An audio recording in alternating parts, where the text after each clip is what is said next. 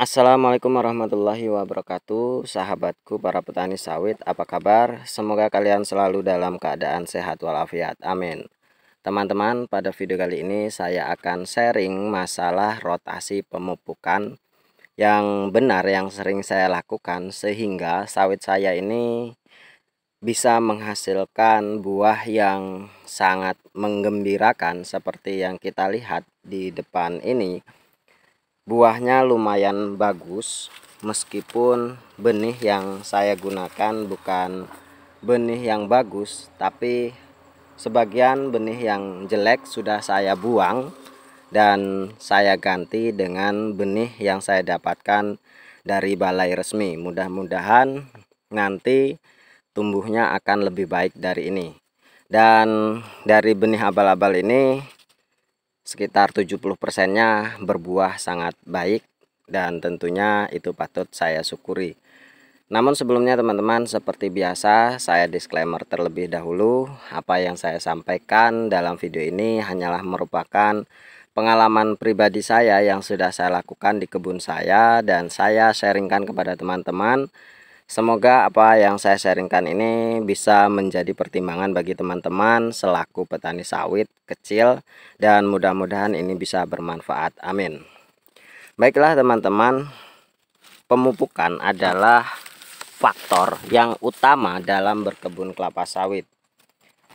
Seandainya kita berkebun kelapa sawit tanpa melakukan perawatan yang benar, terutama masalah pemupukan, kita menyepelekan pupuk dan akhirnya kita tidak akan mendapatkan hasil yang sesuai dengan apa yang kita damba-dambakan. Tentunya kita sebagai petani, apalagi yang memiliki tanah yang hanya beberapa meter saja, tentunya kita ingin hasil dari sawit kita yang sedikit ini bisa menghasilkan sawit yang super, sawit yang berkualitas tinggi, dan kita mendapatkan rezeki yang melimpah dari berkebun kelapa sawit ini.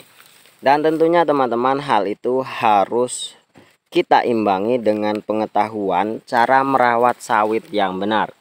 Salah satunya adalah melakukan pemupukan yang benar. Dan tentunya ilmu ini teman-teman bisa kita pelajari dari berbagai sumber, baik itu media sosial, internet, ataupun dari orang-orang yang lebih berpengalaman dari kita. Karena pengalaman itu adalah guru yang paling berharga.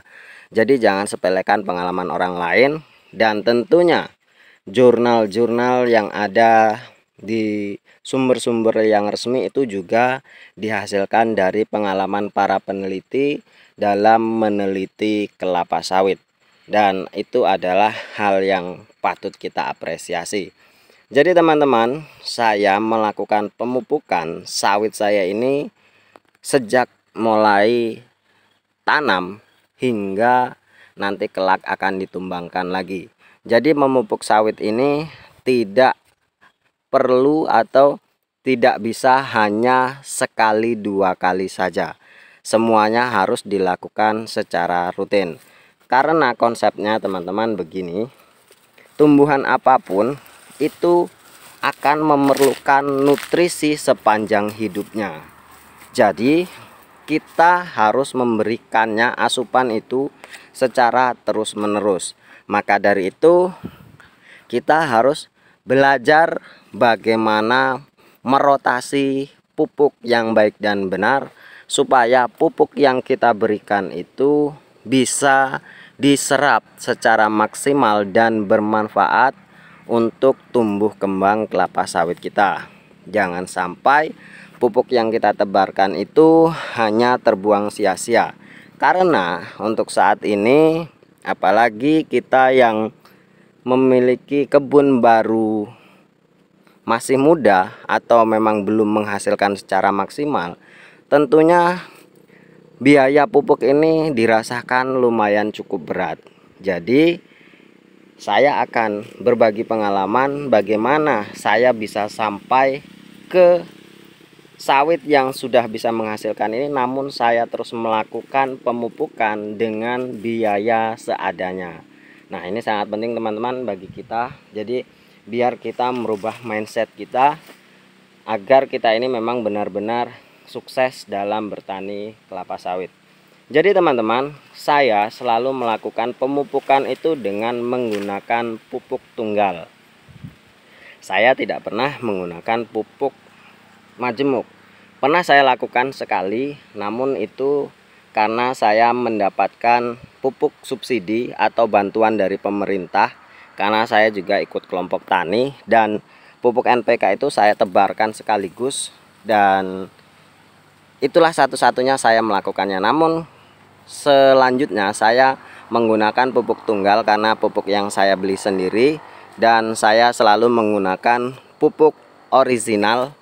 Saya tidak menggunakan pupuk subsidi karena saya yakin, bukan saya menyepelekan pupuk subsidi, namun secara kualitas tentu akan lebih baik pupuk yang ori ketimbang pupuk yang subsidi. Karena mungkin banyak tangan di sana atau banyak oknum di sana, kita tidak tahu. Itu hanya intermezzo saja teman-teman. Jadi saya selalu menggunakan pupuk tunggal. Dan mengapa saya selalu menggunakan pupuk tunggal teman-teman? Ada beberapa faktor yang mendasari saya selalu menggunakan pupuk tunggal. Yang pertama, pupuk tunggal memiliki dosis yang lebih besar daripada pupuk majemuk. Misalkan saja 1 karung urea itu 46% itu memang nitrogennya terkandung di sana. Sedangkan kalau NPK itu kalau 16-16 maka hanya 16% di sana. Dan tentunya teman-teman, faktor yang kedua yang mendasari mengapa saya menggunakan pupuk tunggal adalah faktor biaya. Hitung-hitungannya seperti apa? Yang pasti pupuk majemuk biayanya atau harganya lebih mahal daripada pupuk tunggal. Misalkan 1 karung urea 300.000 dan 1 karung NPK itu 700.000. Sudah selangnya itu sudah banyak, atau jaraknya harga itu sudah lumayan cukup banyak, hampir 400 ribuan atau 300 ribuan, dan tentu itu bisa menghemat biaya ketika kita menggunakan pupuk tunggal. Loh, tapi kan kalau pupuk NPK 700.000 sudah mencukupi dari 3 unsur, nitrogen, kalium, dan fosfat. Tentu itu bukan hal yang salah, namun secara dosis tentu NPK akan kalah jauh. Ketika kita ingin mencukupi pupuk urea 46%, maka kita harus membeli 3 karung NPK. Sedangkan urea kita cukup 1 karung urea saja. Itu hitung-hitungannya teman-teman. Jadi kalau kita bandingkan, kita beli 3 karung, 1 NPK, 1 KCL, 1 urea, 1 KCL, 1 TSP, dibanding dengan 3 karung NPK, maka biayanya akan jauh lebih irit ketika kita menggunakan pupuk tunggal. Itu teman-teman yang mendasari mengapa saya memilih pupuk tunggal, karena memang efisiensi biaya itu bisa kita tekan ketika kita menggunakan pupuk tunggal. Dan selanjutnya teman-teman, bagaimana saya merotasinya? Saya merotasinya 1 bulan sekali, dan itu dilakukan dengan jenis pupuk yang berbeda. Jadi rotasinya 1 bulan, setiap tanggal 15 saya lakukan pemupukan. Untuk bulan Januari saya tebarkan dolomit untuk menetralkan tanah.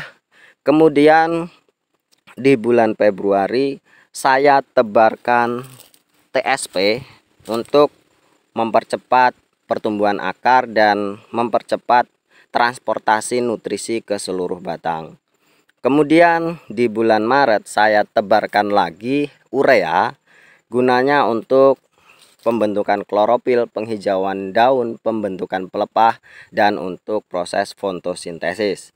Kemudian di bulan April saya tebarkan KCL, dan fungsinya juga untuk membantu pembentukan sel, baik itu sel batang, sel daun, dan sel buah.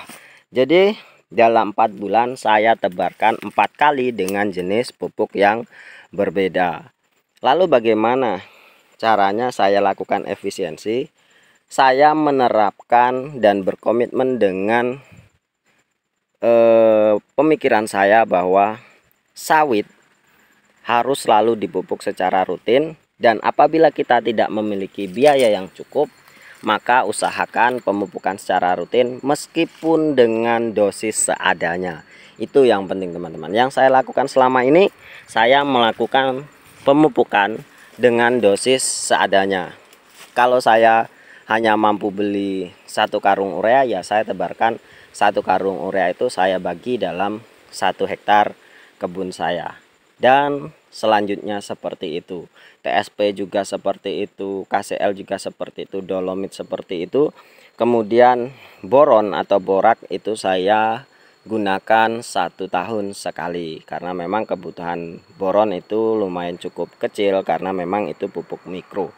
Jadi teman-teman, seperti itulah pengalaman saya dalam melakukan pemupukan kelapa sawit saya. Jadi boleh kalian tiru, yang penting kalian harus tetap rutin memupuk meskipun dengan dosis yang kecil.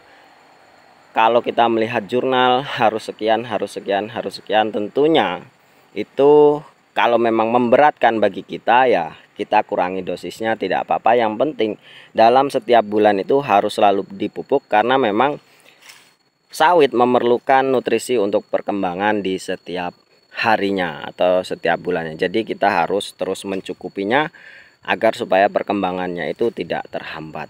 Mungkin hanya ini teman-teman sharing yang bisa saya sampaikan. Terima kasih atas perhatiannya, atas subscribe-nya. Wassalamualaikum warahmatullahi wabarakatuh.